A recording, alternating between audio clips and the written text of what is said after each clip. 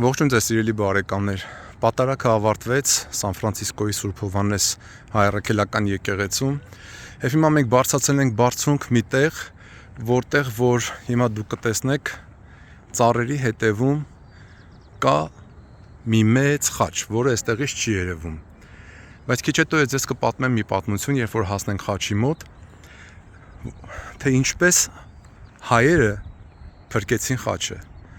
Խնդրում եմ դիտեք հաջորդ ձայնագրությունը, երբ որ սա տեսնեք, եւ դրանից հետո այն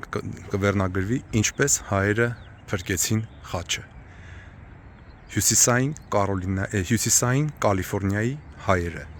միավորված միասին 90-ական թվականներից եւ ինչերի միջով անցան։ Շատ հետաքրքիր պատմություն է, որ Սուրբ Հովհաննես եկեղեցու մեր քահանան պատմեց ինձ։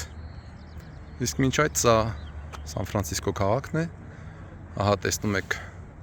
քաղաքի կենտրոնը, բարձրահարկ շենքերը, տեսնում եք ծովախոցը, կամ ծովածոցը եւ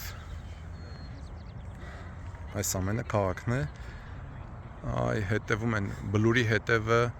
Սան Ֆրանցիսկոյի հայտնի կամուրջն է, որ անգլերեն ասում են Golden Gate, եւ ձախ կողմում Խաղաղ օվկիանոսն է։